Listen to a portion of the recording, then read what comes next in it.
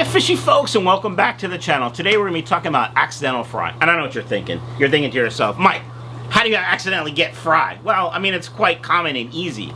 Let's just say you and your significant other are in the mood and you light some candles, you got some Barry White playing, and you know, you're doing your thing, you know what I'm saying? Well, the fish are also doing their thing, you know what I'm saying? A little, yeah, boom, fry. Now, what do? Well, the first thing you should do is definitely not panic. It's not that big a deal. The second thing you need to decide, do you want to keep the fry or you don't want the fry? And if you don't want the fry, you have to decide, do I want to just let nature take its course, or do I want to scoop them out and give them to another aquarist who can take care of them? That's it. If you want to let nature take its course, you do nothing. If you want another aquarist to take care of them, aquarist? That's not right. If you want another aquarist to take care of them, you're going to have to probably let them grow for a little while. I'm fine. Pull them out, put them in a bag, put them in a container, bring them to your friend, bring them to the local fish club, whatever. Bring them to your local fish store. If you want them to survive, now you have to decide, do you want a separate tank for them, which will give them the best chance at survival, or do you just want to raise them in the community tank and give them the best chance there? So, if you want to raise them in a separate tank, you don't actually need a tank. I have a video here on a hospital tank setup. Take a look. You can use that. Basically, you use a little shoebox, plastic shoebox like this. You can get them at you know, Dollar Tree or the dollar store or wherever, $1 or $2. They're not that expensive, and they're good to have on hand just for things like this or a hospital tank. But if you have a separate tank, you can set that tank up, either do a quick instant cycle or do a fish in cycle.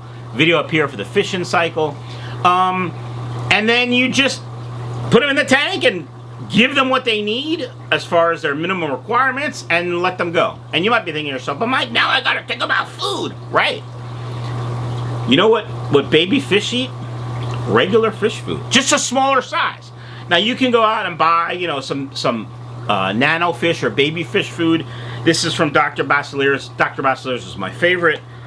This is really small. It's like 0.2 to 0.5 millimeters. So it's like big dust, kind of, right? Like that's small. It's great.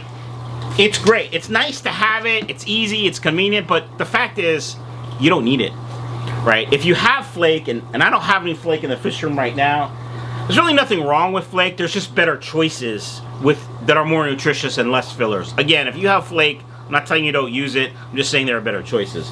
But if you have flake food for the rest of your fish, simply take the flake food in your hand and crush it up into a dust.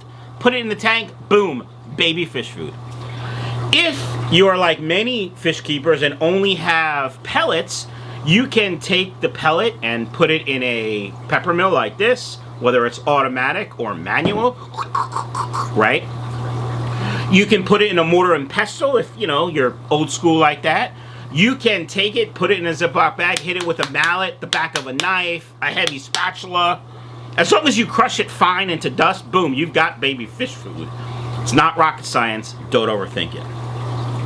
And then you just feed the fish. Now, just like human babies, baby fish fry, they do need to eat more frequently, especially if they're in a brand new tank, you know, like you just set this tank up for the fry.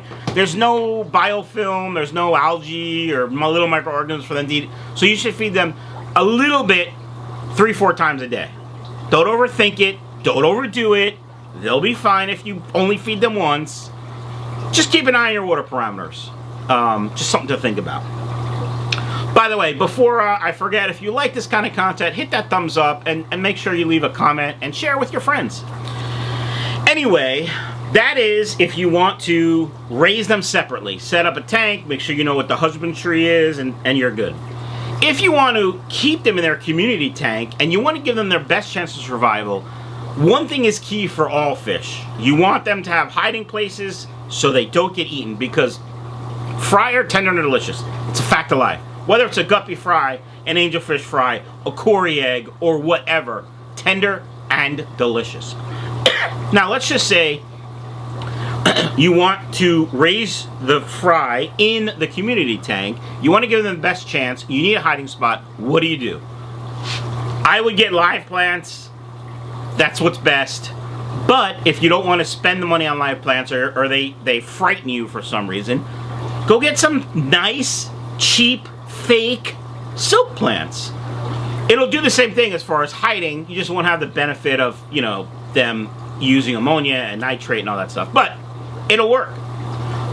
You can also create hiding spaces and sight breaks with driftwood or rocks or decorations.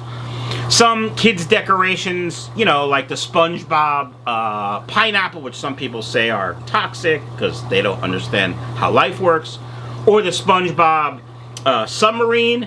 They got little holes for the fish to go in and out of, but big fish can't go in there, so that's something you can use.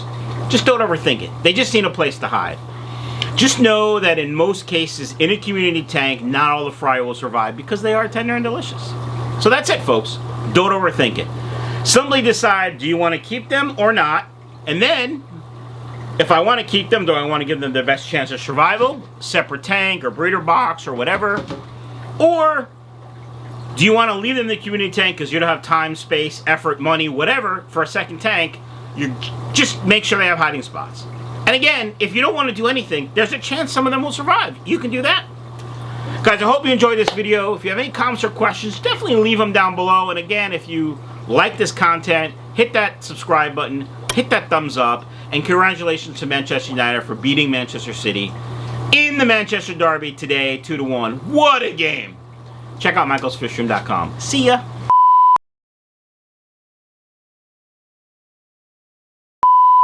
But if you have a separate tank, you can set that tank up, do a quick instant cycle. Check out michaelsfishroom.com. New guppies coming in. Actually, they're arriving today. I won't get them tomorrow. Till tomorrow. That's dumb. I'm gonna do this video over. 6 minutes, wasting my time. And that's it. Don't panic. I didn't get that. Could you try again? She's dumb. Hiya, fishy folks, and welcome back to the channel. Today we are going to be talking about accidental fry. I know what you're thinking. How do you accidentally have fry? Well, let's just say you just got done watching Manchester City beat Manchester. No, that's wrong.